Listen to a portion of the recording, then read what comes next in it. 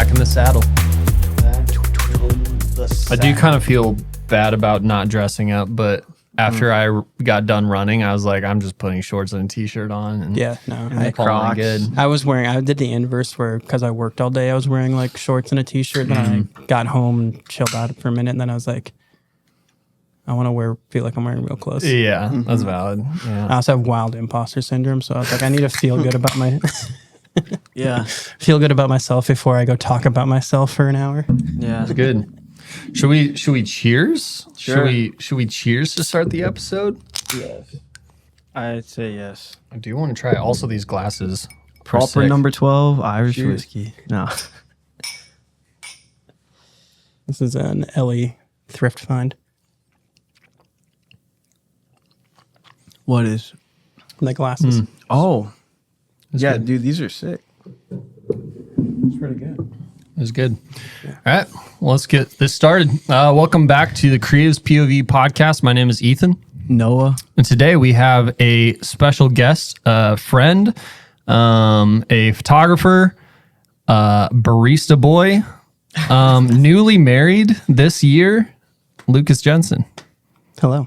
Welcome. Thank you. Glad you're here. Me too. No, you wanna start off with anything? I feel like we haven't. I mean, we've talked obviously, Yeah. just not on a mic. So this is. Yeah. I don't know. I feel a little uncomfy. I was telling someone, I was like, I feel a little nervous. Not because we're talking, but I mean, I remember whenever we first started the podcast, we recorded the first episode 4 times just because we were. Yeah, it was so so new to it. bad. It was bad. It was but- so bad. Are you nervous at all, Lucas? Yeah, I don't like being the focus of attention or drawing attention to myself. So stuff like this is and you like- said this is your first podcast. Yeah, which is wild. Yeah. Well, hopefully Not it's that wild. pretty chill. Like, Yeah.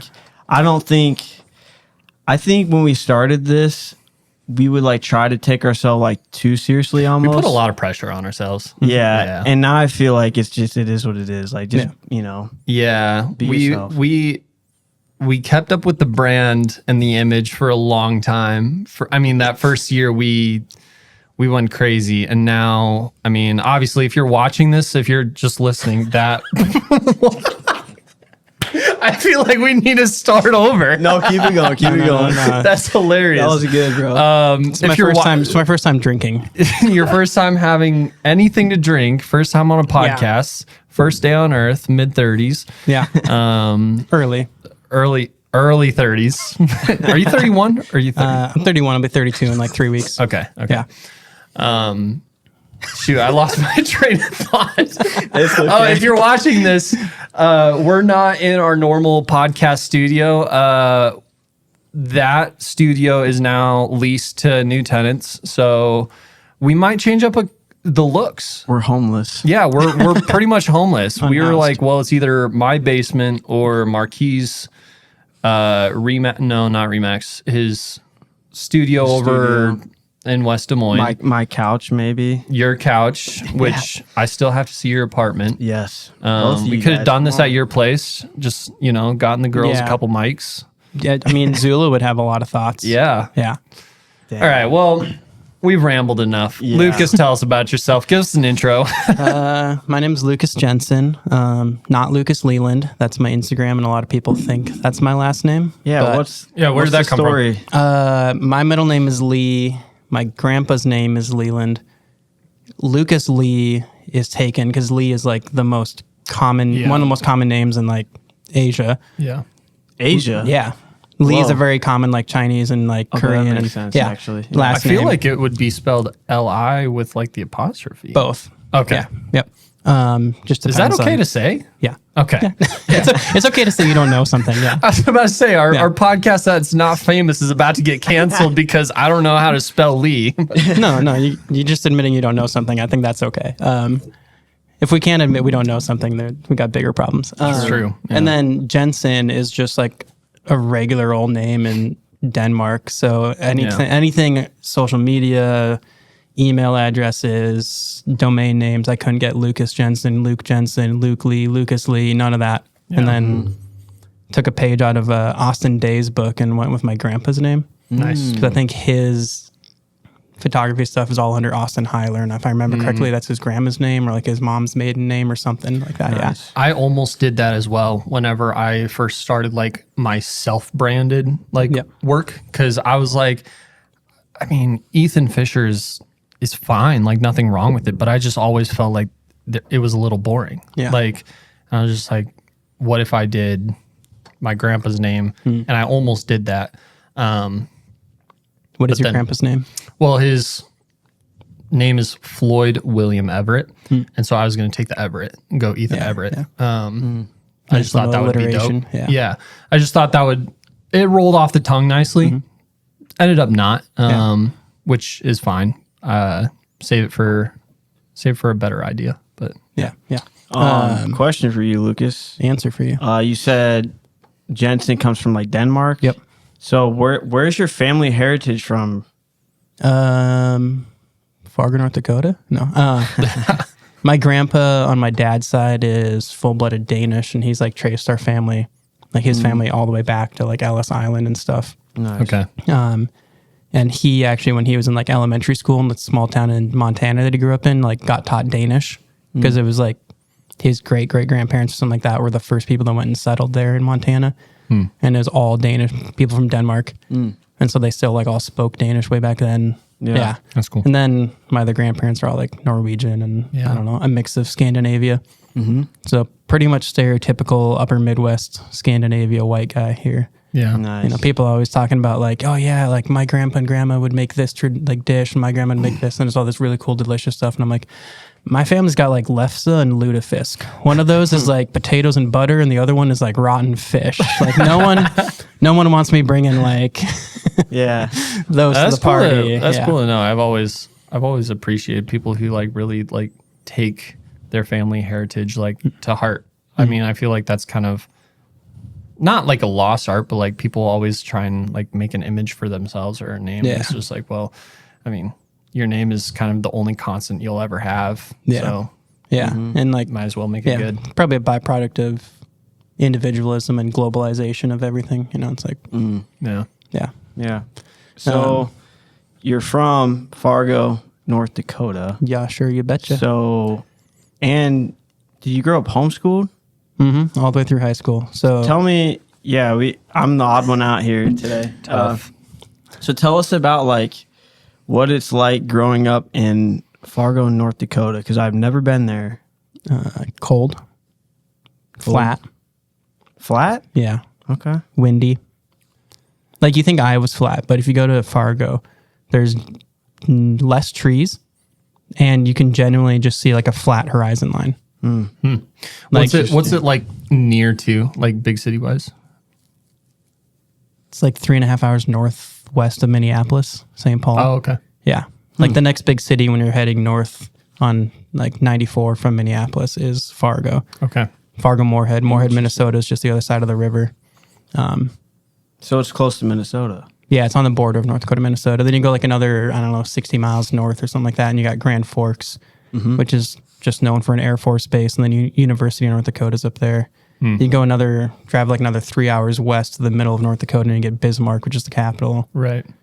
Yeah, That's kind of where I was trying to picture, Yeah. like where would be in contrast to that. But Yeah. okay. Yeah. So when did you pick up a camera? First time I really did anything photo related would have been in high school. I took like a half semester photography class and then didn't really do anything else for a while. And then 2015, I went on a mission trip to India and volunteered to be the person that would take photos of things. Oh, that's So I cool. borrowed a friend's camera and pretended I knew how to do anything with it. And Do you remember what camera it was? it's an old Canon Rebel of some kind. Yeah, probably like a nice. T1i, T3i. Yeah. Yeah. And pretended I knew how to do anything with the camera. And then first time I actually did like photography in like any kind of remotely professional sense would have been summer of 2017. My buddy Seth Michon, I lived in a duplex in the Drake neighborhood when I moved to Des Moines. He and his wife were on the first floor, and me and my buddy Jacob were on the top floor. he like came and knocked on my door, gave me some mail that got delivered to them instead of us or whatever. And then he's like, oh, would you want to shoot a couple weddings with me in like a few weeks? And I was like, sure. I don't really know what I'm doing. He's like, I've seen stuff you put on Instagram. You'll be fine. So it turns out I was fine and I liked it. And shot like another 4 weddings with him that summer. And then worked at Mars Cafe at the time and ended up taking over the social media account for them. And that fall, I bought my first camera from Logan Clement, who had been shooting weddings in town for a long time. Yeah. Shout out. Yeah, Logan. he's kind of like come and gone from the wedding scene. I think he's kind of semi-retired from photos.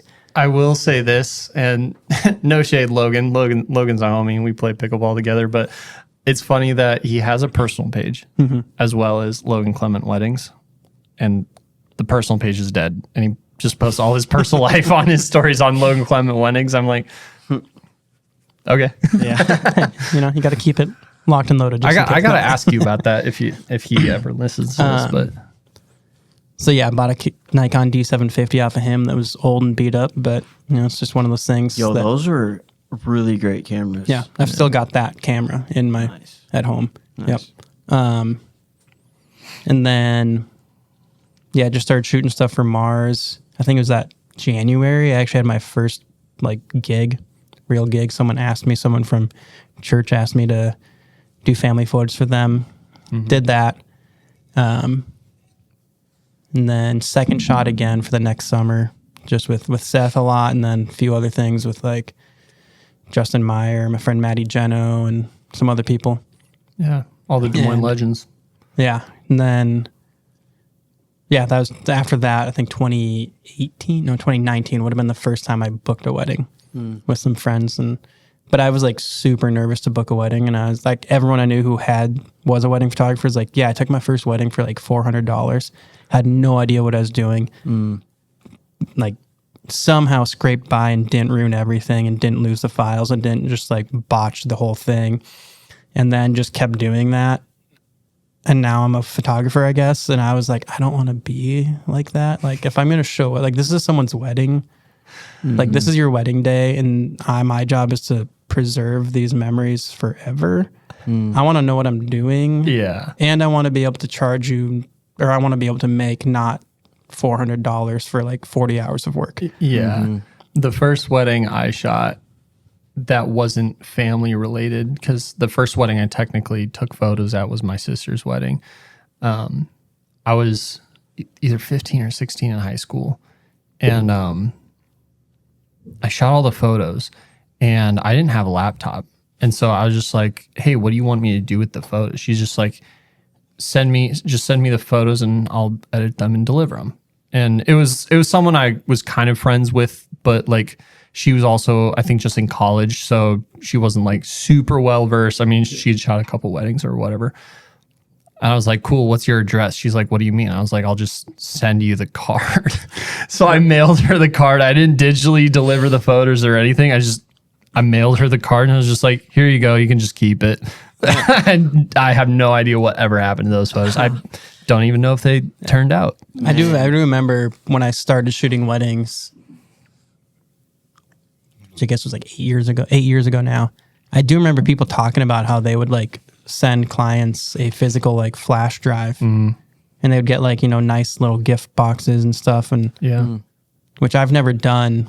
But now when I think about that, I'm like, that's a wild idea. I don't know if people still do that. Like older people still ask me like, hey, can you just give us a drive as well? Yeah. And I was just like, I mean, I have no reason not to. Like, if that's your request, absolutely. You're doing the exact same thing if you just go buy a drive and then download them, put them on. But whatever. Yeah, so I've like never delivered a physical item to someone when it comes to like photography. Yeah. So just the idea of like, have you ever printed your own photos? I feel like we've talked about this. I have. I actually Some of your have film stuff, right? I have a box of prints I did for like a art market thing like 6 years ago. But other than that, I haven't printed much. I've been thinking about it lately though. I've got a few things I'm like, I think this would be a dope print. Few film photos and stuff. Yeah. Yeah. To jump way back to who I am. Yeah. I just realized I was like, I started my intro and then we just went off on a trail. That's how it our goes. podcast. Yeah. Yep. Lucas Jensen from Fargo, North Dakota. Also lived in Seattle, Washington area and Nashville, Tennessee as well. I've had like 25 addresses in my life. Dang. It's pretty wild. So Fargo to Des Moines first? Fargo to Seattle Okay. when I was 11. And then Seattle back to Fargo when I was 14. Fargo to Nashville when I was 17. And then 7 months later back to Fargo. And then I graduated high school.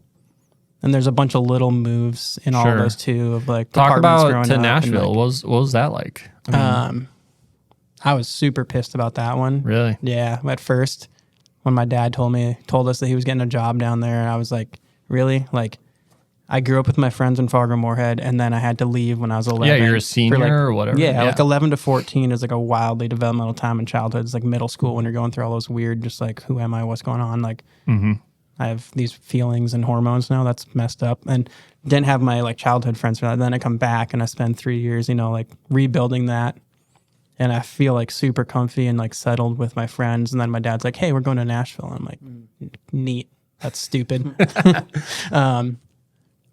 Got over that, moved to Nashville. And it was pretty dope because I was a senior. I had a car. I got a job. I worked at PacSun in the mall in Franklin, the Cool Springs Galleria Mall in Franklin, Tennessee. Franklin's dope. Missed out on meeting Taylor Swift by like 15 minutes because I wasn't early to my shift. Apparently she had been shopping in PacSun.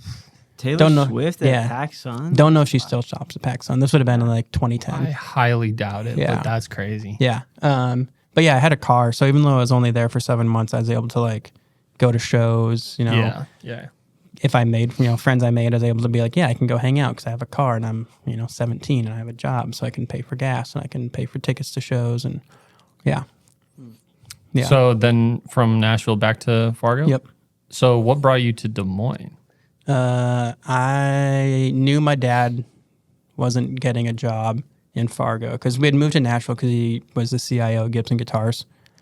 And the former CEO that ran them into bankruptcy recently just tinkered way too much with everything. And my dad got let go for no good reason after like 7 months in the job. And so we moved back to Fargo because we hadn't sold our house there.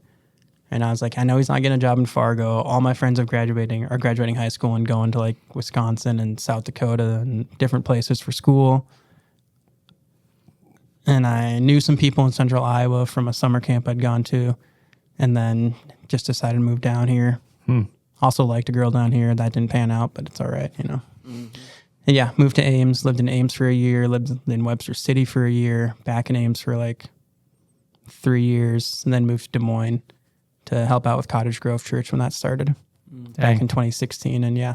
That's wild. So you didn't really have any reason to leave Fargo other than just nothing for you, Yeah, I mean, my grandparents are up there. My older brother was up there, but when you're a teenager and your sibling's like 3 years older than you, and so still that age where it's like, oh, your friends aren't my friends, and we're all, and so it's my little brother, I guess, or the weird things when you have siblings. Then when you're an adult, you're like, why aren't we just friends?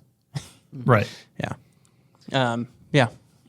So how did you get into the coffee scene? Because you're, like Ethan said, barista boy. Yeah.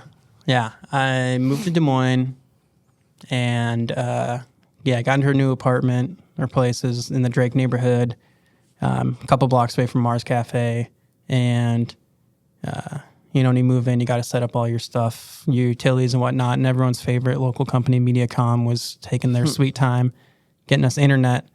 And I would just be like, I just want to like watch a YouTube video or an episode of something or stream music, And so I'd go down to Mars Cafe and get like a cup of coffee and just sit there for 2 hours just so I could like, I don't know, listen to Spotify and not eat up my data on my phone plan. Yeah.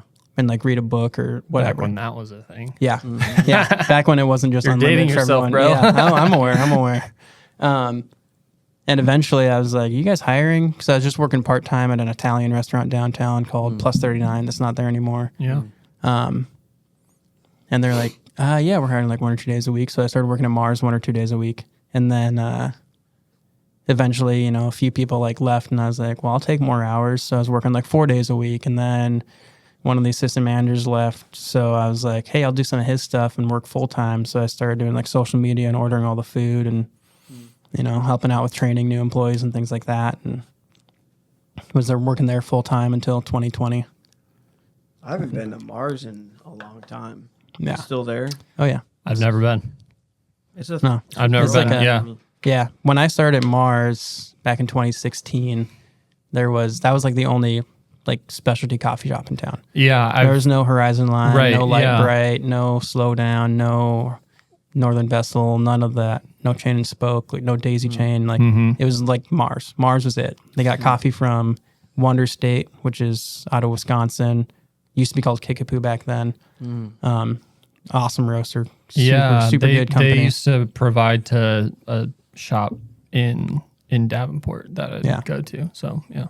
Yeah, and Daniel Bosman, who owns Daisy Chain, now he was the guy at Mars, and he is like at one point I'm pretty sure he was like the only person in Iowa doing like latte art or single origin pour overs or things like that. Wow. Yeah. Yeah. Whenever I would talk to, I feel like having conversations with Alex or someone else who's like a part of just like who's been around the coffee industry more or less, more so in the last 4 or 5 years. They're like, yeah, like Mars was it. And then you got, the Horizon lines that just like they had that pull with just being able to do more. So, and then now you have everywhere. You got Northern Vessel, and then you got Caribou coming in across the street. Dude, finally something good on Keo. No, I'm kidding. I saw it. Laughed when I saw that video. Well, I didn't even see the video. I'm glad we got to talk about this because I wanted to slip it in just because you guys both Northern Vessel goers, all three of us. But I saw a Des Moines Register article, and I was just like, my first thought was, why is this news? Right. Second of all, it's just Caribou. Right. Like, first of all, my first thought was, why is this an article? But then second of all, I watched TJ's video, and I mean, props to him for just being like, yeah, we're just going to do what we've always done. Like, it'd be stupid to think otherwise. Like, I think they're going to be fine. I mean, like it's fast food coffee. It can't beat an experience, Yeah. Yeah. Yeah. But and that's the mindset to have too. Like, I don't know. I don't walk into a room and be like, oh no, Noah's here. I got to change the way I take a picture or something, Right. Yeah, no, that's like, actually a great perspective because I think if you actually believe in your process and your product, like you're not going to change it just because someone else. Now, if someone else comes in, they're like doing something, you're like, that's really good. Yeah. And I actually like that. Like, that's you a valid reason. That's a valid reason to change your product. And that's why, like, I remember when I was working at Mars and Horizon Line opened, everyone's like, are you guys nervous? Are you worried? And we were all like, no. Like, thank God there's another place. Like, I can go get good coffee somewhere that's not my work. Yeah. And I would actually get done with shifts at Mars and go down to Horizon Line. People are like, what are you doing here? Are you cheating on Mars? I'm like, no, I just like don't want to do this hour of email and other stuff. Yeah. Where I just spent 40 hours this week. Yeah. I just want to be somewhere. I want to have someone else make a good shot of espresso for me. I mean, that's so true in any kind of instance of like the phrase like collaboration over competition. Now, in this sense, they're competitors in an industry, but like they're really not competition. Like it's not like, oh, there's a Starbucks, there's a Dunkin', and now there's a Caribou right across, like in this trifecta triangle. Like, no, you have an experienced coffee chain where you can drive 2 miles and get the same cup of coffee that is express made, manufactured through Caribou. Or you can go have an experience and have a conversation with a shop owner sitting, in the room. Kind of it's like same reason, like you can never you shouldn't at least feel like inferior to someone else who's doing something the same as you because they're not you. They won't be you, and that's the greatest thing that you have to offer. Yeah. Yep. So now you do work for Windmill and Daisy Chain. Well, you work at Daisy Chain. Yep. As a barista. Yep. And you take photos. Yep. And then you take some pictures for Windmill, right? Yeah. So Windmill Coffee Roasters up in Ames. Been around for, I think they officially became Windmill. It used to be Bergie's Coffee Company, and then they rebranded to Windmill Coffee Roasters. Is it not Bergie's at all anymore? The Bergie's Cafes still exist up there, but the roasting side, Andrew Bergeson bought out that, he and his wife, from his dad, and shifted into specialty and rebranded back in 2016. And they've been around for a long time. Super knowledgeable, super humble. Like, I worked there for 2.5 years, so I was roasting coffee up there from 2021 to last summer. Learned a ton from those guys, just about the industry and about coffee and just, all kinds of stuff. Like, when you get on the back end of something and you're like, oh, all right, that doesn't matter as much as I thought it did, or that matters, but only to a certain point, and there's a way bigger issues than, paper straws or something like that in the industry. Which, nothing wrong with caring about the sustainability of your cup or your straw, but like the entire industry is built on like shipping large containers of stuff from rural third world countries to us. Right. There's bigger sustainability issues in the industry than just like your cup or your straw. And then they roast for Northern Vessel. So I helped make that blend for TJ back when he opened.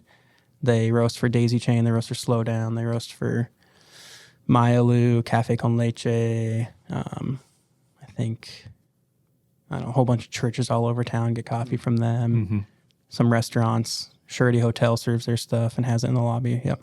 That's quite the catalog. Yeah, that's a resume. They've gotten insane. They've got stuff going out to like Cedar Rapids and Iowa City and Jefferson, and that kind of goes back to what we were just saying. Like, once you have a product or an experience that can't be replicated by someone else, that's going to be the best thing about you. Yep. So, they'll source you high end, 80, 90, like 89, 90 point single origin coffees, and they'll make you a just solid house blend that everyone's going to love.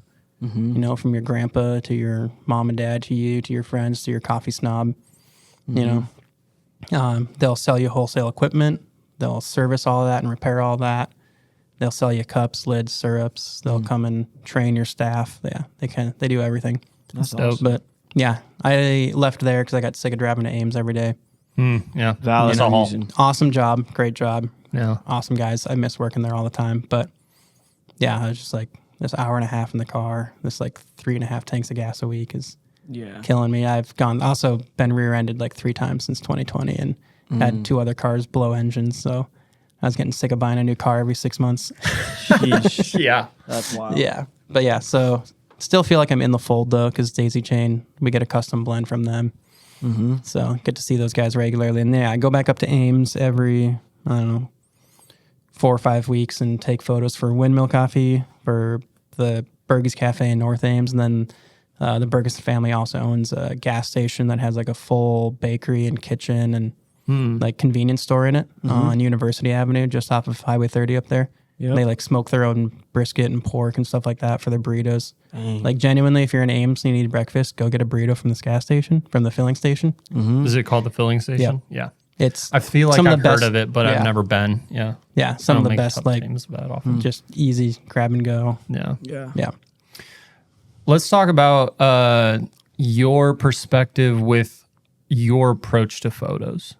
Because I feel like every time, you've kind of taken a break from posting as much, like we know that. But before, whenever you post your work, I would always be really like captivated by the simplicity of every capture. Like you just have a knack for like making a moment like stick out. And it to me, it doesn't feel like you're doing anything that's just like wildly innovative. Like you're just not following any trends. You're like, no, I'm just capturing a great moment. Like talk to us about your approach to capturing photos. Yeah. I feel like because I primarily do weddings and portraits, one of the struggles I had, this is like an internal struggle, and Noah was like, yo, do you want to hop on the podcast? I was like, yes, but also I don't feel creative because I view it as a service. more than an art. And not that I don't think it's artistic or has artistic value and I'm not being creative, but like you asked me to come shoot your wedding and people, ask me like, what should we do about this? Or what should I do about this? Or like, do you think we need this or that? And I'm always like, what do you want? Like, this is your wedding, Ethan. I do not care what I think. Do not worry about me. Do not worry about my opinion. I'm a guy with a camera who's here. That's all I am. I'm not your priest, pastor, mom, dad, stylist, creative director, coordinator. I have opinions and I'll help by all means. Like, I want to be helpful, but like, do not worry about me and my opinions on how your wedding day should go, because this is about you marrying someone you love and making a covenant to them and celebrating it with the community that you love. And I'm just going to try and capture that. And I'm just pushing a button. I mean, there's stuff that goes into that, but like I'm pushing a button, and especially in the digital age, like you don't have to be like, wait. Let me make sure I've got like my light meter out so I don't underexpose. Let me get my like flash over here. Like, like you can take a pretty bad photo and save it. Yeah. And not that I do that. I don't lean on that. I try and take good photos because I don't want to do a lot of work later. I want to be a lazy editor. I don't want to get things in post. I want to get things before. But I do a lot of work to try and get out of the way and be as out of the way as possible so that what you see is your family hanging out in your backyard, or your family at the park, or your mom helping you get ready for your wedding. You don't see a Lucas Jensen photo that was perfectly curated and styled and just, meticulously set up. You see you and your friends laughing because you dropped that whatever while you're trying to rush out to your first look or something like that. You see your, now spouse crying because they're like just overwhelmed with the sight of you for the first time on your wedding day. Your dad crying because he's like, oh my gosh, like, I don't ever want me to be in the way of people because, a thing that I believe and I try to instill in everything I do is that every human being is a human being made in God's image, and therefore they carry inherent value and worth. From the best person I can think of to the worst person I can think of. From the people I want to spend the most time around to the people I want to spend the least time around. Like, that is a truth, an inherent truth, that you're a human being, so you have inherent value and beauty, and you bring that to the world. And so I don't need to people, I take pictures and people be like, oh my gosh, you made me look so good. And I'm like, I literally didn't. I did not make you look good. I did nothing to make you look good. I took a picture of you. If you look good in a photo I took of you, that's your fault. That's on you, okay? Yeah. Like don't put that on me. That's between you and God, all right? So like, yeah, so when I'm shooting, weddings and stuff, I'm like, I'm just going to be here with the camera. And there'll be a time when we do portraits because, you put a lot of intentionality into this and the way that you look and dress and like choices you made. So we're going to, take a little bit of time, emphasis on a little bit of time to get a photo of, you and Michaela standing there looking good at the camera so we can see your face and, you're not like slouched or whatever, and I'll do a little bit of direction to be like, yeah, like stand over here. And then I was like, I don't know, hug her like she's your wife. Kiss her like you mean it, dude. Like, like nuzzle into him like he's the best thing. Like, but I'm not going to be like, all right, move your hair. Like keep an eye out for if your hair's like sideways. I'll be like, hey, can I get this? Because I can't edit that out. Yeah. But yeah, I really try to be out of the way and just let it happen. Let it be whatever you want. It's about you getting married. It's about you having a day that you enjoy and that you feel present in. Because if that happens, if you are with people you love and you feel loved by, if you are doing things that make you feel like yourself and make you feel confident in yourself, then I'm not going to do anything to have good photos other than just find the good light. Yeah. That reminds me, I feel like we've had a conversation like this similar in the shop at NV, because I know you're a prime guy. You love your prime lenses and you're a big natural light guy where it's like you You don't want all the extra like brain power of like thinking about things where you're just like, if I can't capture a photo with what I have right now, like then I need to be better. Like I feel like we've had those conversations where it's just like, that's why I love prime lenses, because I have to do the work, not my equipment. Would you say that's fair? Yeah. I never want to lean on gear. Yeah. There's definitely like scenarios where like if I'm shooting a ceremony, I'm shooting the whole thing on a 35. That feels a little silly because I'm like, then I gotta be up there. Then I do have to be in the way, and I'm like kind of inserting myself into the because I'm on a 35 and I can't get a good photo of something from on a 35 way back there. Mm-hmm. So like, there's a time and a place to know which gear is appropriate, and it's definitely easier to a certain extent to take good photos with nicer gear, but it's not a given. Mm-hmm. I've seen people with really good stuff take mediocre photos. Like, it's just like a musician. You can give Noah the nicest drum set in the world, doesn't mean he's going to sound like Neil Peart or something like that. Yeah, you can give Neil Peart like a first act 3-piece kit from Walmart, and he's going to sound amazing. Yeah, true. So I kind of view it as like, do I actually have the knowledge to use this? And I feel the same way with coffee. There's all kind of coffee gadgets out there, but at the same time, like, you can just give me a fully manual espresso machine and a little bit of time, and I'll figure out how to pull a good shot on there because I've taken time to learn. And I've been fortunate enough to work with people that have a ton of knowledge that have been able to teach me, like, hey, this is like the actual principle of what makes this taste good. Mm-hmm. This is the actual principle of what makes a good photo. That gear might help get there, but if you don't understand the principle, you're going to misuse it and, misapply it. Yeah. So, and I also just like, it's also me not wanting to be in the way.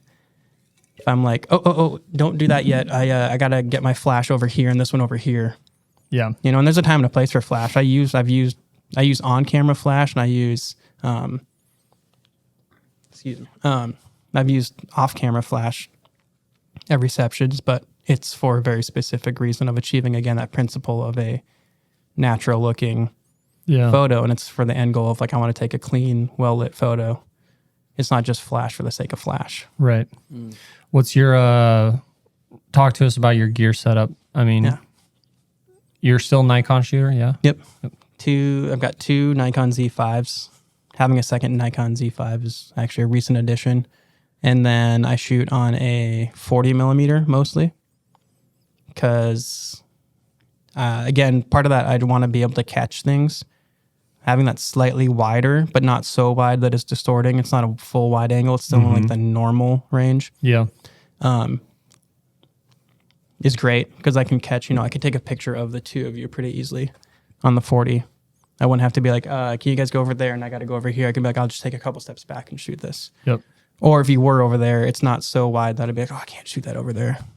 And then, so I use that 40 like 80% of the time, 85% of the time. And then I have an 85 millimeter, an older one that's like the F mount from the pre-mirrorless time. And I just love that thing. It's got like a swirl in the bokeh when it's slammed all the way down to 1.8. And it's like there's leaves or like some nice light in the background. It's like almost like someone just took a paintbrush and barely just like, dude, 85 millimeters is like my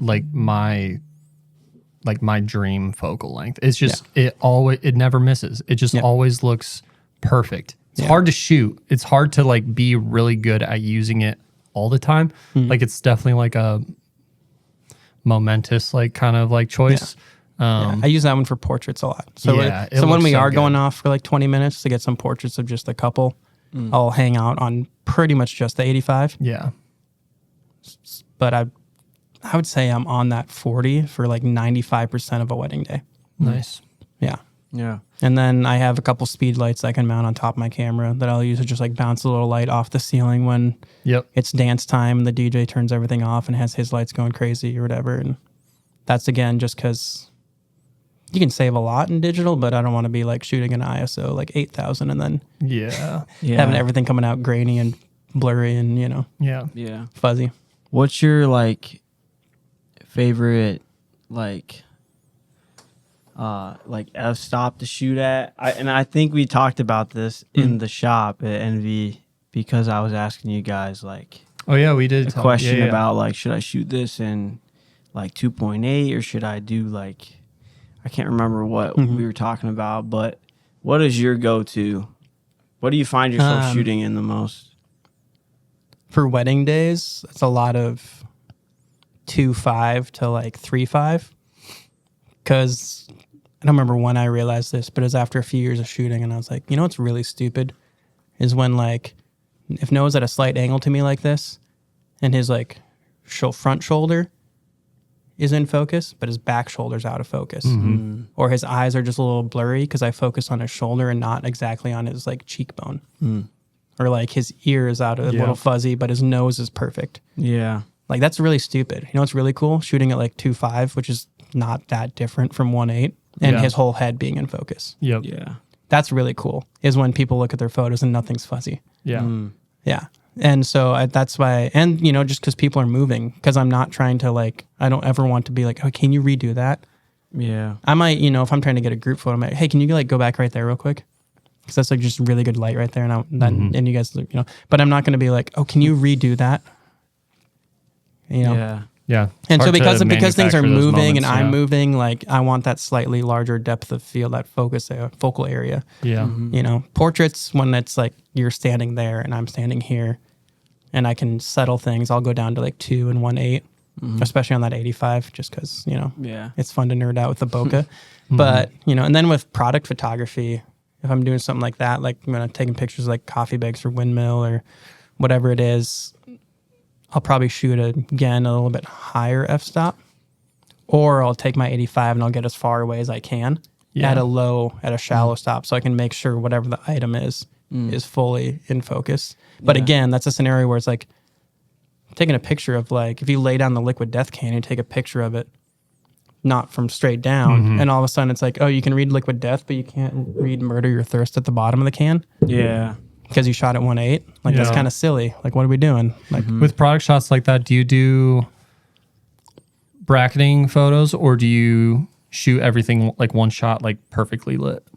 One shot, because I don't know how to bracket. Okay, right on. Like when I tell people all the time, I'm like not a techie photographer. I'm not a gear guy. Like, I don't know how to bracket photos. Sure. I don't know how to HDR. Like, I barely know how to face swap in Photoshop. I've used Photoshop like 4 times maybe. Yeah. Yeah. Like sometimes I'm like, is that bad? Is that a bad photographer? And I'm like, no, probably not. I mean, I think it's kind of like what we talked about, a testament to just like knowing what you know and doing it really well and still being able to execute, you know? Yeah. Like it's not like you're lacking in areas when you're still executing without those tools. Yeah. And I'm sure there's a lot of scenarios, again, going back to like the gear and tools and, you know, editing tricks. I'm sure there's times where things I've shot would be a lot easier if I just learned how to bracket. But there's not a lot of times I need that. Yeah. So it would feel like spending a lot of time to like never use something, you know, it'd be like going out and buying a race car and I'm like, I drive about 5 minutes to the East Village. Yeah. That's my longest drive on average in a week. It might be Costco. You know, that's my longest drive. I don't need a Corvette. You know, that's a lot of money to spend on nothing or not using it. Yeah. I feel like you've taught me a lot about that stuff over the years, because like I first met you in like, I think it was 2019. Sounds right. Because at the time, so Northern Vessel was in St. Kilda, I believe. You were shooting photos for them. And then I remember like just going there all the time, because it was like the first place that I actually liked coffee from. Oh, yeah. Because of the cold brew latte. Shout out. It's a banger. Yeah. So then like I remember, well, actually, I guess I knew TJ before that because I had won some like t-shirt designing contests for them, like back in like 2017 or something. Like Aaron Yahi was like still at Northern Vessel, and it was some Traveler signed shirt. It's so bad, but it's hilarious. And a winner's a winner, okay? Yeah, I guess. Whether by an inch or a mile. Yeah, right. So that was how I knew TJ. And then I remember always just like, I always felt like, man, like that was so cool. And I was so appreciative of like that opportunity that I'm like, hey, I just want to go support. Like, I just want to go support. Even though I don't know much about coffee, I just want to go. And so then I would just get a cold brew latte and sit down. And then I remember like you and Alex would be there all the time. And so then I would talk to Alex quite a bit because I was about to go to school for graphic design. And so I was like picking his brain. And then I also was into photography because I had a lot of photography friends at my church, Marquis being one of them, and Chris Scott being another one. And so like I had gotten into photography from those guys, but then I started like interning at Northern Vessel, and that's when we really started to work together. Yeah. And that was a lot of fun because like I remember like my role was like social media. Yeah. And like I was just supposed to try and curate some sort of social media feed plan and work with you as the photographer. And I remember asking you all these questions like, bro, like how do you, like your photos are insane. Like how do you do that? And like I remember you're like in the back like making coffee, but you're also just talking to me like, yeah, hey, like try and move the f-stop to this, or like see the light coming in right there. Like, and so I remember you would always just like, you know, give me free game. And I use it to this day. So like I would not be the photographer I am without you. So yeah. That's high praise because we all know, I mean, you're like the go-to coffee shop photographer right now, man. I don't know, bro. Lucas is still the GOAT to me, bro. He's still the GOAT to me. Appreciate that. I think I don't remember first meeting you, but I first remember seeing your posts like almost every day of a film photo at Daisy Chain, right? Yeah. Yeah. And on your story. I'm like, how do you get the opportunity to take just banger photos every day on a film camera while making people coffee is just so sick. Yeah.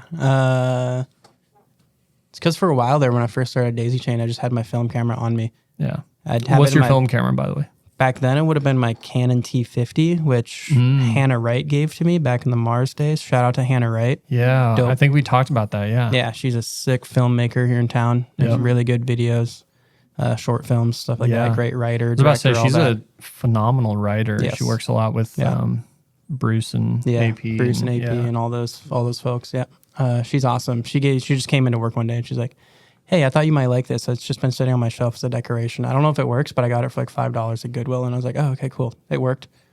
So I just started shooting film on that. Super simple. It's like an SLR, but the only thing you set on it is you tell it what ISO film you have in there, and then it meters and it tells you if it's good, okay, or bad light. And then you just manual focus. It's from like the 70s. Is one of like the first metal shutter film cameras, one of the first like auto metering cameras too.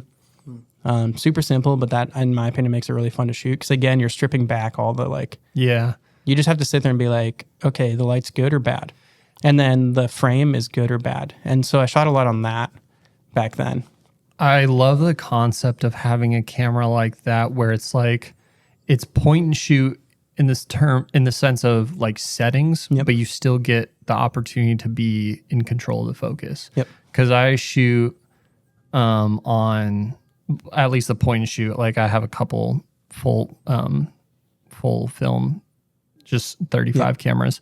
But my point and shoot is an Auto Boy 2, like an old Japanese version. And it's so sick. But it doesn't always nail the focus. So but it's smaller than my phone. So I love it. Yeah, I had a Nikon F2 for a while, which came out in like the late 80s. And it was one of the first cameras with like onboard autofocus. You didn't have to buy like an off-camera motor to add to it to do that. And it could shoot like 3.7 frames a second and went up to like 133 3,000th of a second, I think, for like a shutter speed. Yeah. Like it could do everything my digital camera did, but it also had a battery grip on it. So it had like 6 AA's in there and it was just huge. And I was like, I'd never used this. Like it's super cool. It had like a little button you could press so that it wouldn't advance the film after you shoot. So you could do a like on the spot double exposure. Sick. Which is super fun to play around with and super cool. Like really cool camera, but I was like, it's just huge. Like I'm not going to take this out to hang out with my friends and be like, oh, hey everybody, let me inconspicuously take pictures of us hanging out, you know, like. Well, I feel like that'd be sick to just like road trip with, like do some like long exposure, like landscape type photography if it has that much control over the shutter. Yeah. And that actually was really eye-opening to me because I was like, wait, a digital camera is just still trying to be a film camera. Yeah. Like everything I'm doing on a digital, everything I'm doing in Lightroom, every setting on my camera is just a remake of a film camera. And then you go look at photos from like 50 years ago and you're like, that's a sick photo. Like that's unreal. Like the focus, the lighting, the color. And you're like, that was all manually, like, you know, analog. That was, no one went in Lightroom in, you know, 1975 and saturated that. Yeah. They had to find ways to do that with like chemicals or different development techniques or different shooting techniques and lighting and stuff like that. Yeah. And so that made me think a lot more about how do I prep for a photo. Yeah. You know, and so now I'm like, okay, I could take a photo here, but there's like an exit sign and a fire extinguisher and a like yellow thing over there. I don't want to edit that out and that doesn't look clean. So I'll just move a little bit and I'll shoot this way. I don't fiddle around with my ISO that much. I find an ISO that works for the room or the area I'm in, and I just leave it. Because when you shoot a roll of film, you don't get to go halfway through and be like, actually, I want my ISO at 800. I'm stuck with Portrait 400 until I get done with these 36 shots. So I got to figure out how to make 400 work. Whether that's with a flash, with a, you know, going all the way down my f-stop, going really slow on my shutter speed and trying to be steady, like, you know, so I try not to finick with that stuff a lot, you know? Yeah. Do you think like the evolution of photography has like been the downfall of true creatives? No. No. I mean, I play guitar, not super well, but I play guitar, and people talk about that with guitar all the time. Like, oh man, is guitar dead because of like digital stuff? I'm like, no.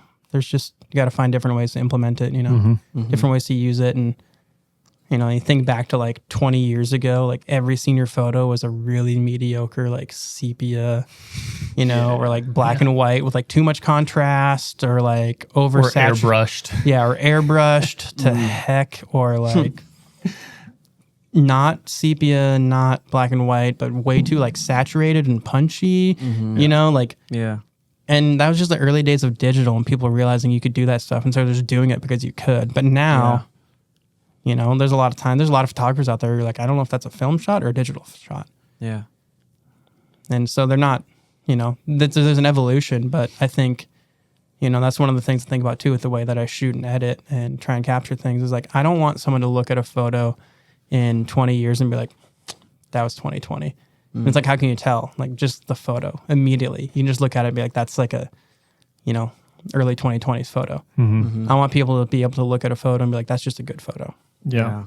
That's just, whoever took this photo understood light and composure and understood their gear, and they nailed it. I mean, yeah, I kind of, with what I said about whenever I saw your photos, it was like you weren't manufacturing a photo because of like a trend or anything like that. And it's just like you're learning the composition, you're learning the lighting, you're learning all these things and actually implementing them. Because I feel like the trend of like how, I don't know, just capturing photos, like we're going back to like now, I mean, we've been in it for a few years now of like taking digital photos and filmizing them, you know, like I listened to our episode with Carter Larson the other day. She was one of the guests we had on the pod not too long ago, and we were talking about the trend of like people putting like pantyhoses on their lens, where it's just like stuff is like the cycle of like, okay, it's back, and then it goes, and then it comes back, and then it goes. I mean, same with fashion, same with anything. So it's just Barbie pink is back. Yeah, it's just the way of the world. Yeah. It's true. Like, I feel like in today's day and age, like 2024, it's like anything could really be in style if you wanted it to be. Except Comic Sans font. That's like the cartoony. Yeah. Comic Sans will never come back, guys. Even worse. What? Oh, crap. Papyrus. Avatar. Yeah. Those two. I mean, that one's the worst. You can say you hate Papyrus, but how much money did James Cameron make off that? I mean, you know what? I see kids using that font. Like, that's going to be the new podcast font. I see that all the time. And creatives and Comic Sans and POVs and Papyrus. Like, I think these kids are intentionally trolling like everybody. Dude, bro, right before you guys came, I was scrolling on my feed, and do you all keep up with like the whole Gen Z marketing like schemes that people are coming up with? Not to make myself sound like I'm old, but I don't keep up with much anymore. Valid. After this, if you're listening as well, go look up Nutter Butter's social media. You're just going to be like, what is happening? I am into this kind of stuff. I saw your story about that today, and I didn't check it out, but I I tagged it. You just have to go look at it and just be like, what is happening? Like, it started with, like, do it right now. Wendy's trolling people. Yeah, like back in the day, the Wendy's Twitter account. The Wendy's Twitter, roasting people. Yeah. I'm here for that. Right. But now it's turned just absolute insanity, like just people's marketing strategies. And now my question is like, where does it go from here? Yeah. Like, how long will it last until it's just like, we got to stop? Or have you ever followed Are you looking at it? Have you ever followed PBR? No, I can't say that I have. Okay. So like professional bull riding? Yeah. I wish I was talking about that, but I'm talking about PBR, a Pabst Blue Ribbon beer. Okay, I was like, okay. No. PBR is like leaned fully into the fact that they're like not a highbrow beer. Bro, that's going to be the thumbnail on our social media. I'm telling you, there's just crazy. Like... Can you put my face on that though? Sorry. No, PBR leaned into the fact that like we're not a highbrow beer, we're not craft beer, and they just like post about like rats all the time. Like I haven't been on social media much for the last year, so I don't know. But it's just like bro, shit trends posting. Are wild. Yeah, and the thing about PBR that I love those is like it works for them because they're very much associated with like dive bars, rock and roll, skater. Yeah. That kind of like not clean, neat and tidy stuff, and they're like. Rats on their social media, professional or Pabst Blue Ribbon rats, If I get around to it, I can't wait to clip out that audio. Just, rats. And I love it. Like, I love stuff like that when it works for the brand because it feels like authentic to a certain extent. Yeah, you can use it unironically. Yeah. But now it's just like, my question is, where do you go after the trend is done? Like... Yeah. Where does this go from here? What's the game plan? Yeah. What's the marketing scheme? Mm-hmm. Yeah, and that's one reason why. Like I don't know if maybe it's because I was fortunate to be friends with people like Austin Day and Logan Clement, and Justin Meyer, and Haverly Otley, and a bunch of other people who'd been shooting for a while. Like I was just genuine. I like met them outside of photography, and maybe I was just fortunate to be around them, and they'd been shooting for up to 10 years. Or more at that point already, and they were like, some of them were just like, I mean, yeah, you could edit like that, but give it a decade and no one's gonna care about that editing style. Yeah, you can shoot that thing, and so maybe it's that. I don't know. Maybe I just realized it on my own. I don't remember, but I was just like, trends are cool. There's always something you can learn from a trend. Yeah, like for a while there, everybody was making everything orange and brown. Yeah, or the teal and orange, like with video colors and and like fall were just yellow and orange. And there's like the whole boho thing, where it's like every wedding's boho, every photo has to be like gray and warm. Yeah, it's like India Earl has been doing that for a long time, and she's really good at it, and her photos are amazing. Yeah, but she also lives in like Moab or something like that, where everything is orange. Right. And so she shoots in like Arizona, New Mexico, Utah, Southwest Colorado, these places that are like actually orange in the desert. Right. And she shoots at golden hour. So it like makes sense.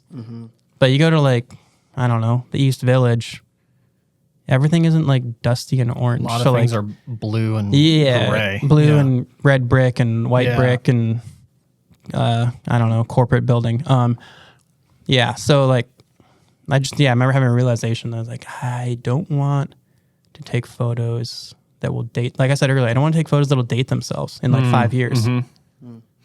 Because like you said, where'd you go? Like no one cares about having that trendy edit. Yeah. Or that trendy focal length or something. Yeah. So now what? Do I have to go like relearn how to edit my photos? Do I have to go sell my gear and buy that camera and that lens now just so I can stay relevant? Or do I try and make quality stuff that, you know, is obedient? It's timeless. Yeah, that is timeless and obedient to the principles of like quality photos. You know? Yeah, you said you can always learn something from trends, and that just kind of sparked in my mind. Like, I think the biggest thing isn't like the trend themselves, it's like the audience that it's like trying to speak to.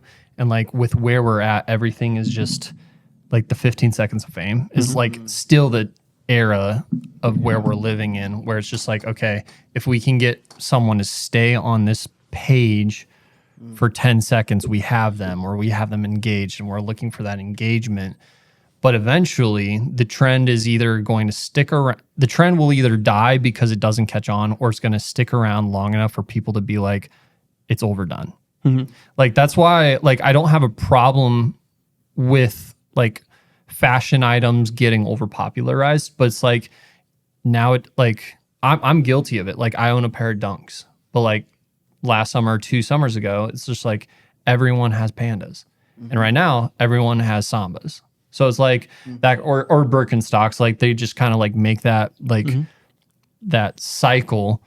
And so it's like eventually trends, like you're not learning like from the trend themselves. You're learning from like the audience, like the generation of like people just want things conveniently, immediately until they're on to the next. And I think like eventually people are just going to get really tired of it. It's just going to get really boring because they're going to realize I can't replicate like the times that I once had or the things that I once had. I can't replicate it.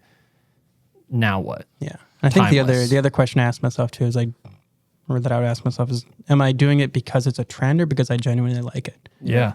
Because like a Samba has been around. Those have been around for how long? Whenever like, I saw them, that I was was like a soccer training shoe. I had a pair of them in like 5th grade. Yeah, those like, been around for like 50, 60 years or something like that, you know? So it's like, that's not a new thing. Right. And it's a classic. Yeah. It's now in vogue again. Same thing with Birkenstocks aren't like a brand new company from nowhere. Exactly. You know? Jordans and other stuff aren't like, we didn't just get Jordans. Those have been around for coming up on 35, 40 years or something like that. Right. So it's and like, I think like, you look at a trend and you go, why do people like it? Yeah. That's what I ask myself. Like, why do people like X, Y, Z? Yeah. And it's like, okay. And some of the things that like are timeless that are like outlasting the trends are winning. Yep. Jordan 1s, Jordan 11s, you know. I mean, the whole Jordan line, but like everyone wants something that's just like timeless, that's like been around, tried and true. Birkenstocks. Yep. I mean, like 85 millimeter lenses. Yeah. I mean, like, I didn't know that when I got it. I just was like, someone else told me, I think that's a good one, or I shot. Seth Michon had an 85 on his Canon, and I always liked the photos that he showed me. And he's like, dude, I think you shoot this 85 better than I do. Back when I was second shooting for him. And I was like, I don't know, I just take pictures on it. And he's like, I don't know what you're doing either, but like, it's good. And I was like, okay. So then I bought an 85 for myself. And those I don't know if they have trended at any point or if they will, but if they do, it's because it's a really good portrait focal length that just like crushes the background. Yeah. When you get separation between the subject and the background, it just obliterates that into a really beautiful bokeh. Yeah. And, you know, gives you a really nice, just like, yep, this is a picture of Noah. It's not a picture of Noah and everything else. This is a picture of Noah. Yeah. Yeah. Yeah. It's the portrait lens. You know, so a lot of the trends are catching on for a certain reason, you know? Yeah. Like, movies getting darker and darker and darker and darker to the point where like the next Batman movie is going to be like 80% just black to screen, so that's a certain point where you're like, have we got science gone too far? But there's the reason people like every once in a while like an appropriately applied movie that's just like really dimly lit where it's hard to pick out stuff. Mm-hmm. You shouldn't do it on everything, Yeah. That doesn't mean you always do it. That doesn't automatically make your movie good. But yeah, if you can be like, okay, what makes that trend? Why do people like, I don't know, boho weddings? Okay, cool. It's because there's something about boho that is like fashion and stylistically true and real and like hits certain concepts. Yeah. That doesn't mean that like I go get married in like a super fancy country club and then just slap boho on it and it's automatically good. There's a juxtaposition there of what's going on. Mm-hmm. But yeah. Is there a like trend or something in photography that you hate? Like, I want to get controversial with you, bro. Is there anything that you just don't like? Like you've tried to understand it and you just can't. You don't probably like anything on social media. I have a real mostly dislike.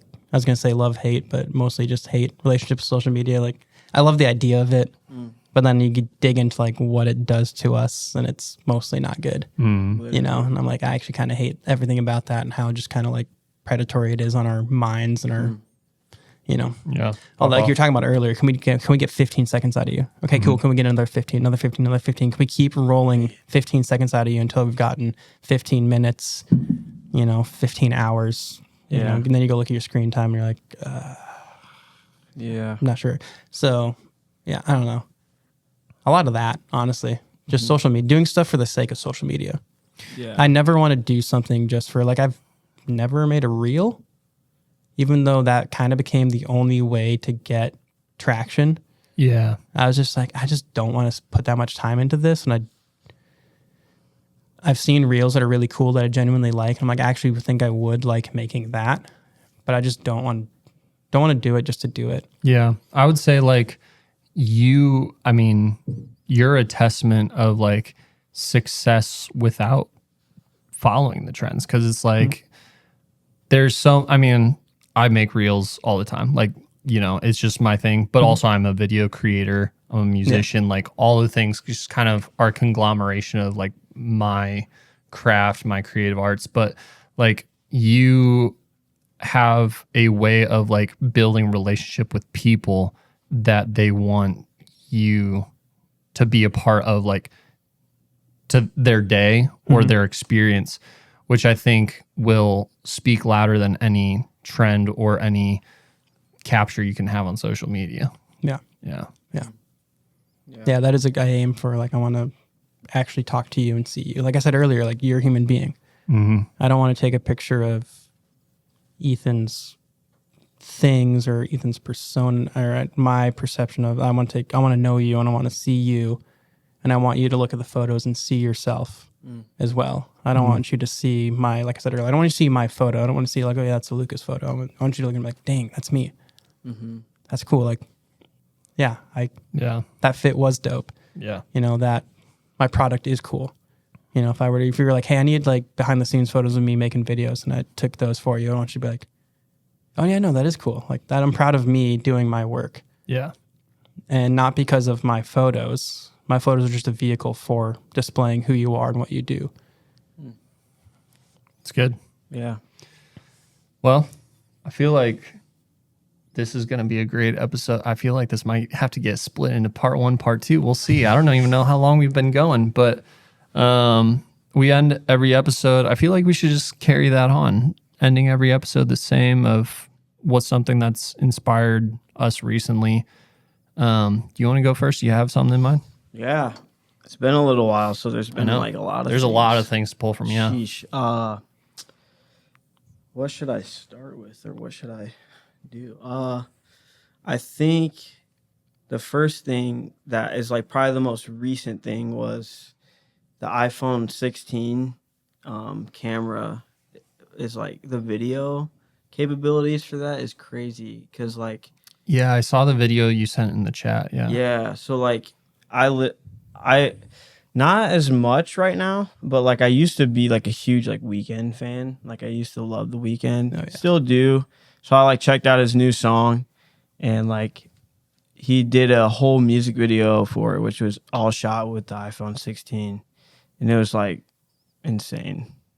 And I just got an iPhone 15, and I'm like, bro, I'm ahead. Like I finally caught up, and then it's like, nope. And then Dude, I cannot those trends. It's those trends. Yeah, bro. Yeah. I was talking with my roommate the other day about that. Like, I think getting the 15 was probably the biggest mistake I've done in upgrading. It's just not a good phone. Like, I mean, and I'm an Apple, iPhone, MacBook. Like, I'm an Apple fan. That's a 15. This is the 15 Pro. Does it ever overheat and black out? Yeah. Bro, same. Yeah. I'm telling you, like, that's the biggest flaw. Even with all their updates, I'm like, I wish I could go back and like after 2 weeks be like, oh, this isn't going to get better. I should just return it. Right. Like I'll take back my 13. I had got mine, and I had always been like living off of hand-me-down phones from like, you know, a family member upgrades. They just give me theirs. So like I was You're finally rocking the like 10. Yeah, like I had a 10 and the 15's out. Like it's just wild. But I had finally got to a point where I'm like, you know what, like I can do this. So I was excited. And then I was like down in Florida, and I had put my phone under a pool chair, and we were outside all afternoon. And then I went to go get on it, and I opened it up, but it just froze, and then it blacked out. And then like it didn't work for like the rest of the day. I just had to leave it in the hotel room in the AC, and eventually it worked. But then like it's happened multiple times. Dude, mine will happen whenever I'm literally just on FaceTime, like in the car, like have the AC blasting, and it's just like overheating. Something with like overheating, like the battery. I think it's just the chip. I think the chip was too much for the phone to handle, but yeah. I don't know. So I don't know. Come on, Apple, but. Yeah. Get it together. I have a Pixel, so I don't know. I was about to say, yeah, you're still, you know, I still get green text whenever I text you, but yeah. But the green and proud. Yes.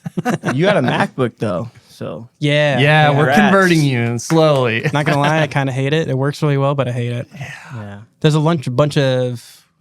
It's not my editing because Lightroom is the same. You want to tell the podcast why you had to get a MacBook or no? It's my backpack got stolen out of the car on the last day of our honeymoon. Yeah. It's rough. Where was your honeymoon again? We did 2 nights at a friend's cabin in like northwest Wisconsin and 1 night in Minneapolis. So we were in like northeast Minneapolis grabbing lunch and coffee, came back to the car, and I was like, Ellie was like, did you move this stuff? And I was like, no, what stuff? It's like this stuff. I was like, I don't know, what is it? She's like, it's like glove box stuff. I was like, no.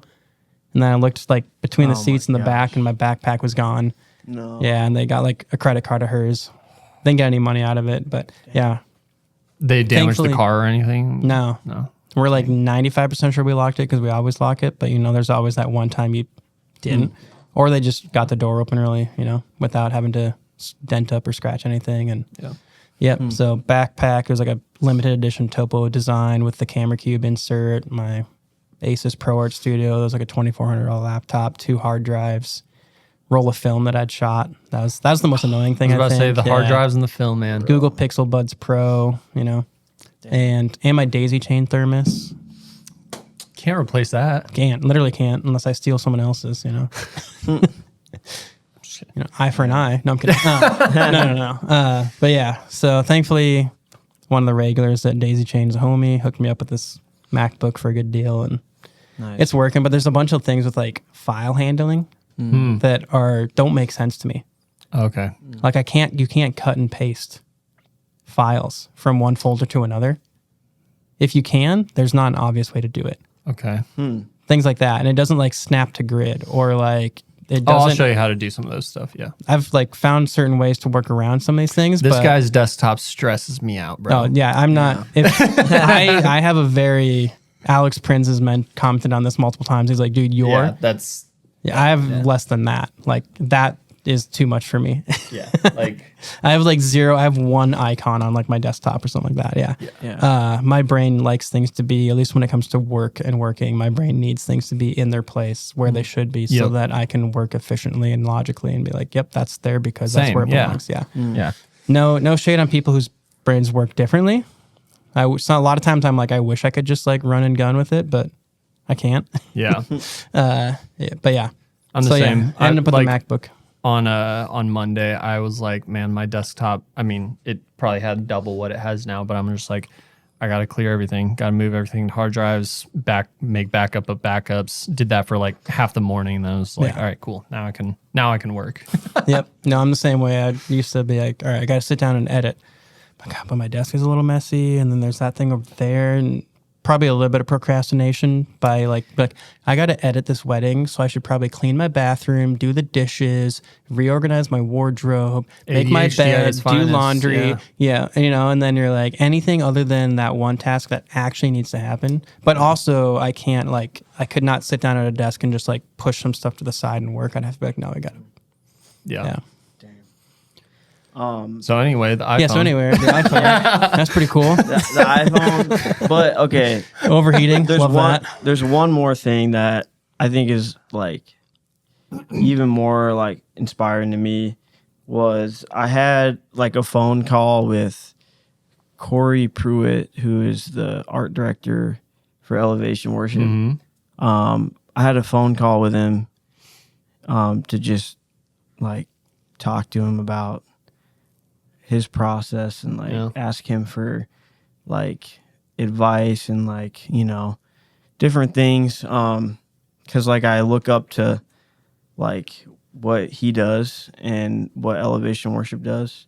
And so like I had been like, we kind of talked about it before we started, but it's like, I feel like, I thrive off of like knowing my purpose in life. And like, sometimes I feel like I don't know what my purpose is. Like I'm doing some cool things or like I have a good life, like I'm very thankful, but it feels like, man, if I was just like here or if I just had this or, if this thing just took off, like I would be right where I want to be. And, I was just going through a really hard time of like I'm discontent. Like I have all these dreams and goals and aspirations for myself. And I feel like I'm just stuck. Like I'm not getting anywhere. And so like I was talking to him about it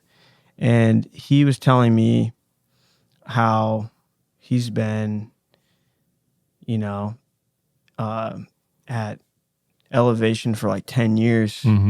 And, when he was my age, he was thinking the same type of thoughts. And he told me, basically, it's a long story, but to sum it up, he was like, if you would have asked a 23-year-old me, it's going to take 7 years for you to get to where you are now. Like, I wouldn't have stuck around probably. But I never gave up. And I just stayed with it. No matter, like, it was really hard and there's all these things that I went through and it was not easy. But I just kept, like, doing it. And then when he was least expecting it, now he's, like, an art director. And so that just gave me, that was a good reminder and gave me good perspective on like, just like stay the course, like,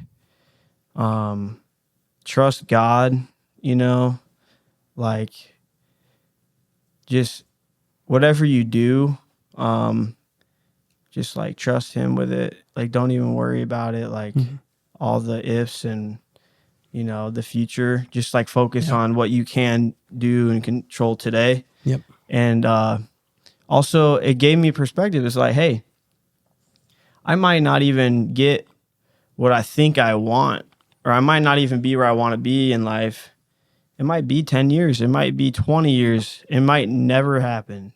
But like, and then through another conversation with one of my like pastoral mentors, he said something that we have talked about all the time, like in season 1 of the podcast, but like falling in love with the process, not the destination. And like, man, like I had heard us say that so many times. However, like I had forgotten about it and like not listened to our own advice. Oh yeah. And so like now I'm trying to just like recenter my like perspective on like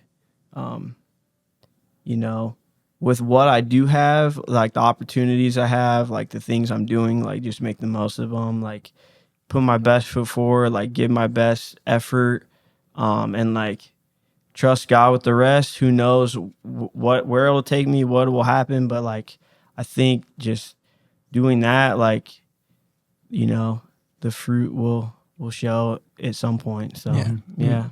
Like, That was an inspiring conversation with Corey and then my pastor. So I mean, he was faithful in little, be faithful in much. You know, like you could take some of the most banger photos for a thing that you want to do that's a big deal to you, but then if it's like people aren't going to want to hire you if they look at you and go like, okay, yeah, but he phones it in on the small jobs. If we ask him to take out the trash, he's either going to forget or like spill it everywhere. Like we can't even trust him to like take the garbage out. We don't want to trust him with his $10,000 shoot. Yeah. Or this, you know, design job or something like that, you know? Yeah.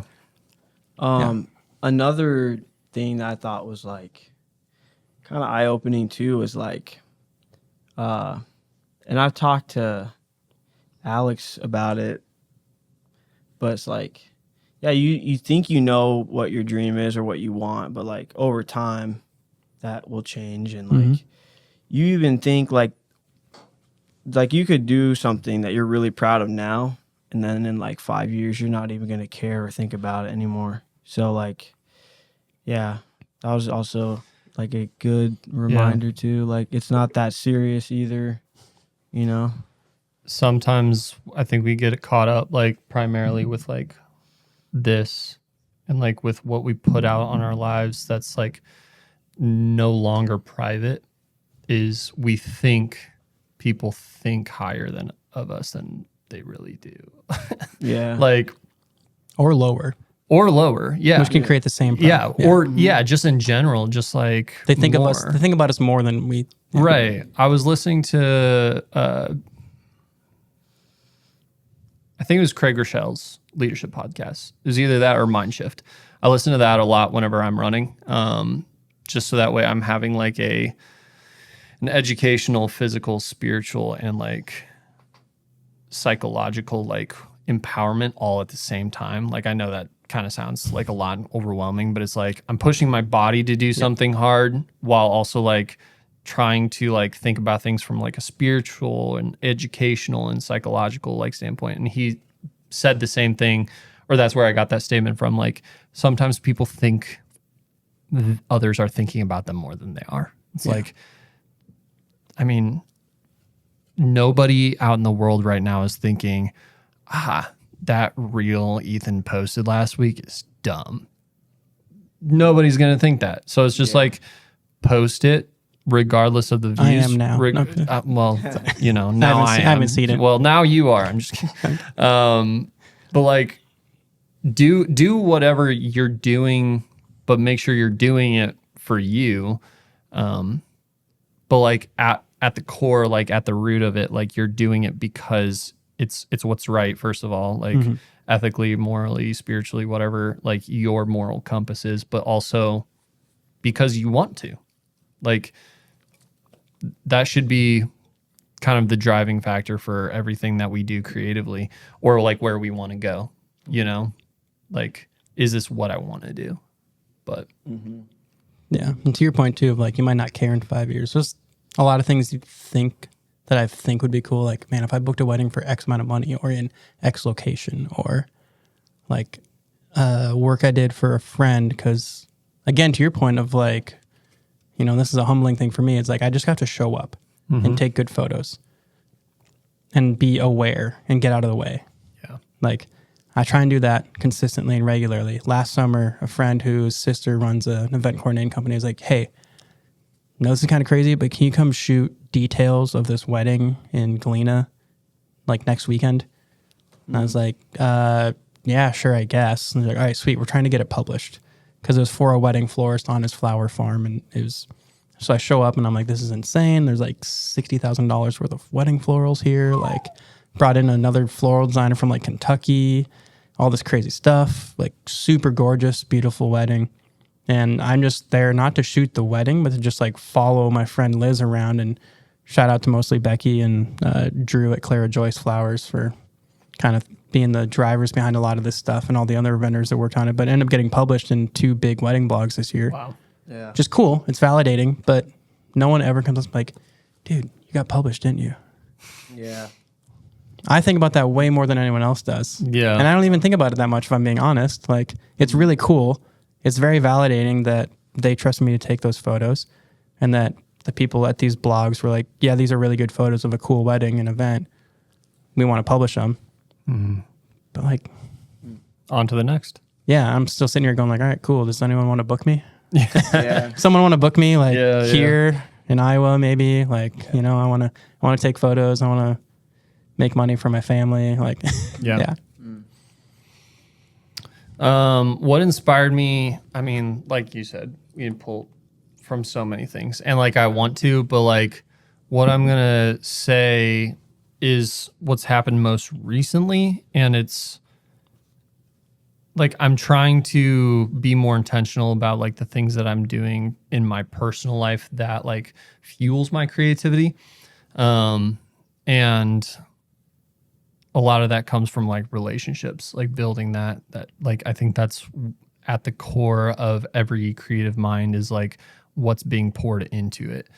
And so having like relationships, healthy ones that are pouring into it. And one of my dear friends, Ryan at River Valley Worship, he and I got together yesterday, just talked about life over a meal, and just talked about life and a lot of just different things, and learned and got a perspective from him one-on-one, which isn't something that I necessarily have gotten before. We've been friends for several years, but most of it has been like a byproduct of work and worship and stuff like that. So getting together was super cool. And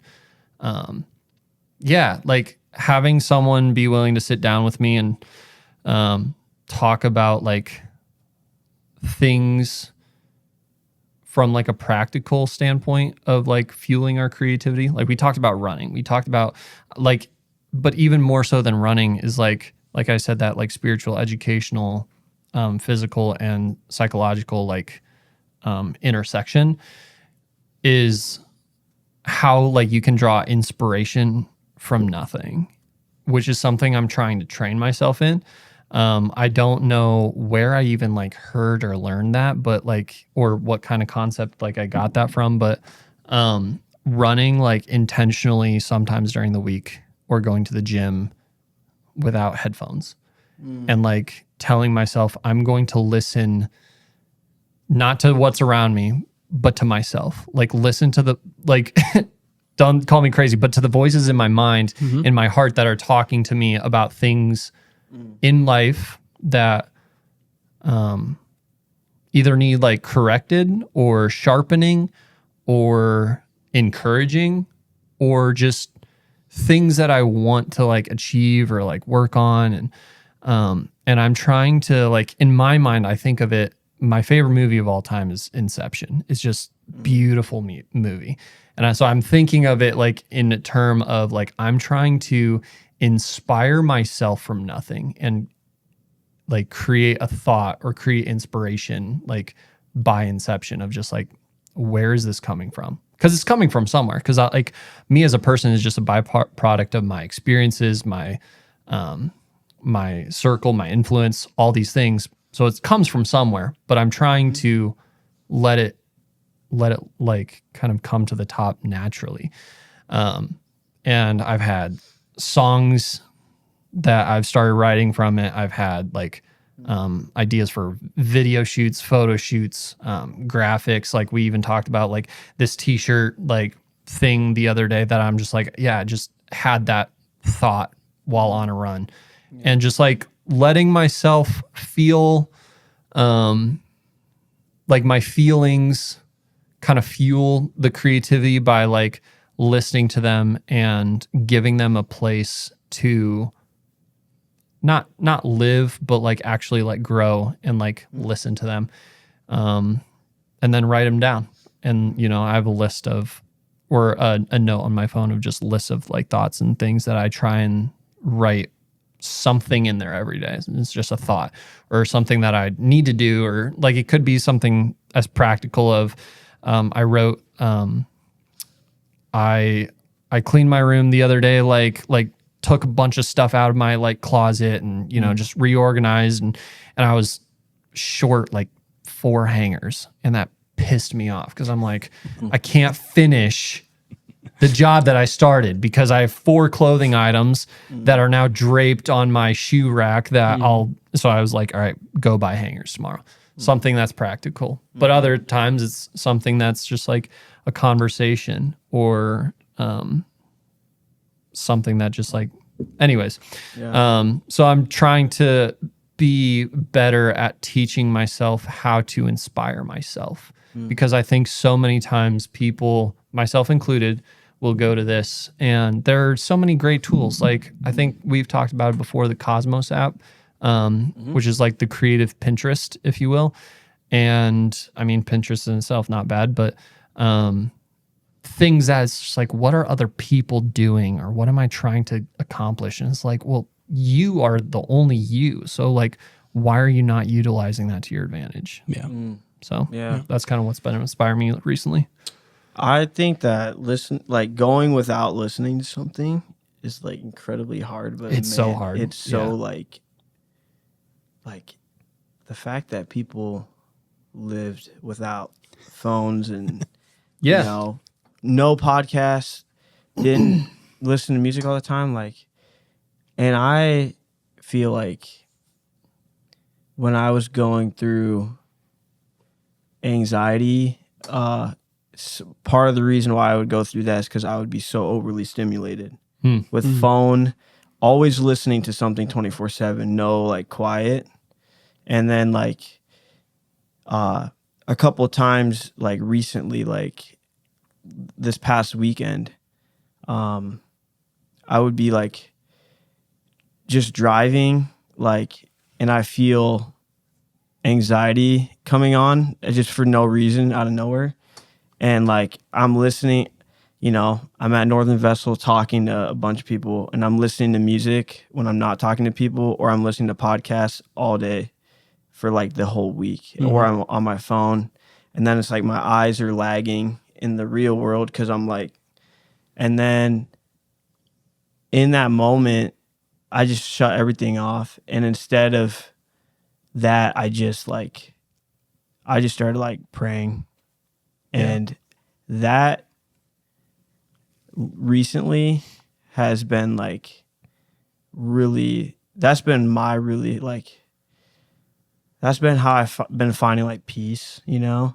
And like, I feel like God has like spoke to me through the silence of just like being alone. Like, and that's when I feel like you can really like hear, you know, God like speaking to you.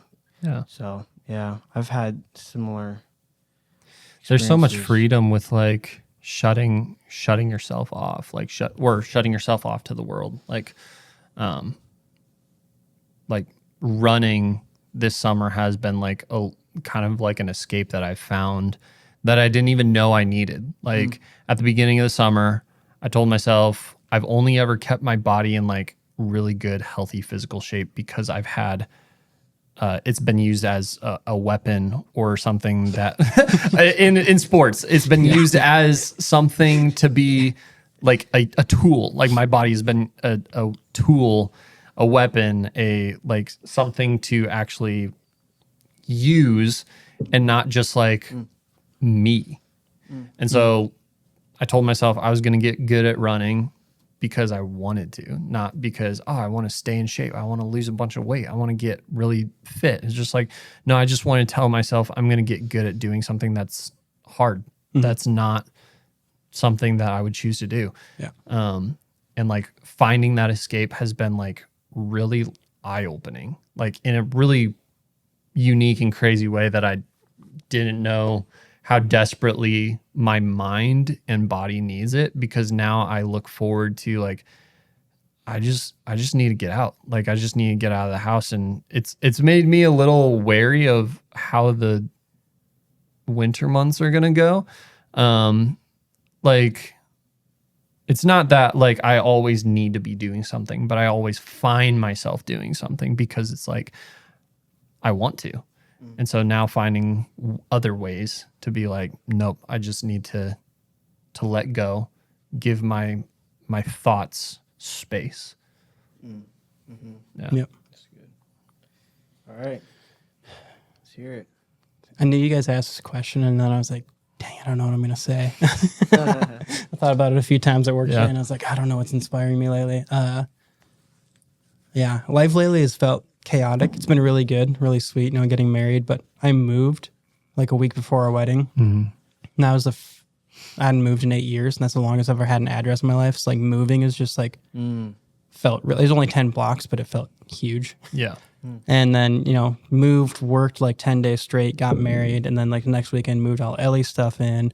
And she has a daughter who's 2.5, so I'm also like dad now all the time, which again, super sweet, but it's, unrelentingly 24 hours a day.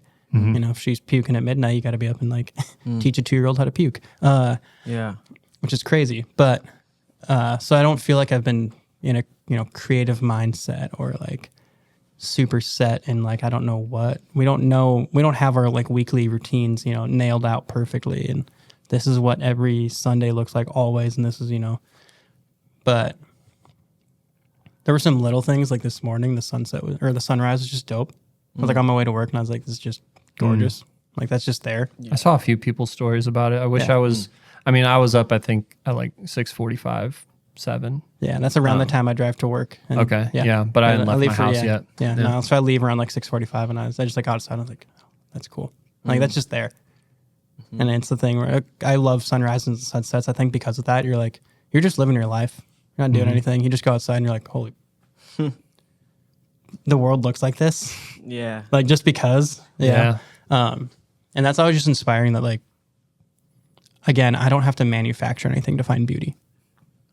I just have to be aware, which goes to like shutting off all the noise because, our culture loves to just make noise and grab our attention as much as possible. So yeah, like just being aware of, or like I got home and I just looked at Ellie and I was like, you're freaking beautiful. Like, and you're just there. She wasn't doing anything crazy. She wasn't like super dressed up or in super special outfit. I was like, your dress is cute and your face is cute and you're beautiful and I love you. Not to be like cheesy on the podcast, but go off, man. Yeah. No, like my wife is beautiful, she looks good.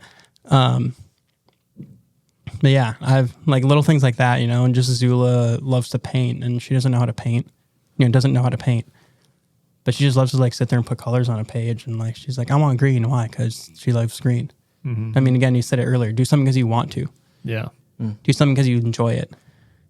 Don't let other people decide what you think is beautiful, and don't let, so just seeing the way that like a child looks at the world and is like, oh, that tree is huge. And you're like, I thought it was a tree, but like, no, that tree is huge. That's like a 80-year-old tree. That's wild. Like that tree is beautiful. Yeah. Just like not losing your childlike wonder for the world. And yeah. And then just like the other day I was thinking about like, okay, so if I'm like not looking at social media all the time because I don't have Instagram and all this stuff on my phone, what am I looking at? And have I replaced it with anything? Or am I just watching YouTube for like 3 hours a day? Which isn't inherently bad. There's a lot of educational stuff on YouTube, but like if you're just watching it, not thinking of it. You're not intentionally being like, I'm going to watch a video about coffee and learn something about coffee, or I love soccer. I'm not like learning anything about it. I'm just like watching videos mindlessly. Like that's not any better. So like, yeah, kind of trying to reassess what is my intake? What noise, what sounds am I letting in? What am I listening to? What voices am I, are these good, honorable, uplifting? Are these, is my intake going to produce anything good that comes out of me, because yeah, like it's hard to have a healthy relationship if you only ever listen to like Jerry Springer. You get a good idea of what not to do, but you're not going to get a lot of tips on what to do, you're going to be like, I don't know, at least I'm not them, so I must be fine, kind of. Yeah. So am I finding challenging things to read? Am I reading? Like reading's a really mentally healthy thing, and it forces you to actually learn and pay attention to what you're consuming. And so I'm just feeling like, inspired to like have more discipline in what I'm partaking in. Yeah. And do I have any daily habits that are setting me up for success? Mm-hmm. Because again, if you're not faithful in little things, if you don't, put the food away after dinner, you're not going to have, your food's going to go bad and your kitchen's going to be messy, and it's going to be so much more work later and a bigger mess because you didn't clean up after yourself. You didn't, you just left everything out on the counter, and then you wake up in the morning like, I have to clean everything before I can make breakfast and I'm late for work. It's like, be faithful. And I heard someone on a true crime podcast I listened to when the host was talking about being obedient to the principle. And he's like, don't see the thing and be like, well, I hope someone else picks it up because it needs to be picked up. Like, no, pick up the trash and take it to the kitchen with you and throw it away. Don't just put the trash by the door, take the trash out, put it in the trash.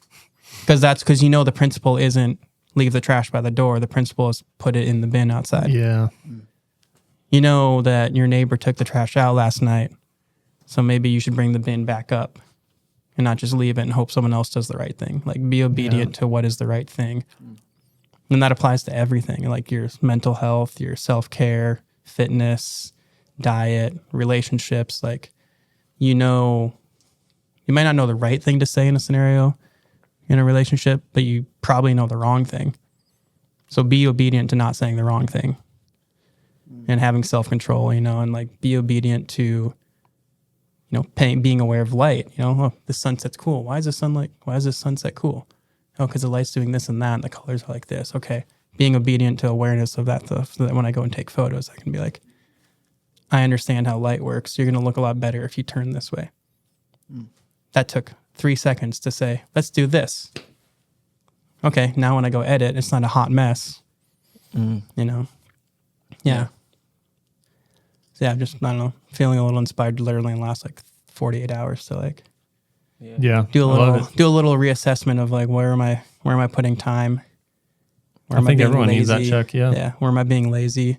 And, not rest on my laurels of, I know I can take good photos, so I don't need to try, or people have booked me, so they keep booking me, right? Like, no, that's not true. You got to keep showing up, and success doesn't happen overnight, and all those, I don't know, cliches. Yeah.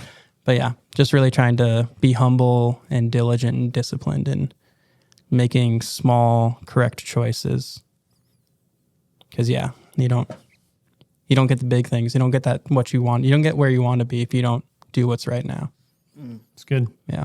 And when you get where you want to be, you don't stay there unless you continue to be humble and diligent and disciplined, Right. Yeah. There's really no arrival point to success. Yeah. Tom Brady wasn't like, well, I don't have to try anymore after the first Super Bowl. He had to keep throwing good passes and keep eating well. And yeah. So, man, this was a good episode to come back to. Yeah. I really do feel like we're going to split this into 2 parts. So let's expect that. Yeah.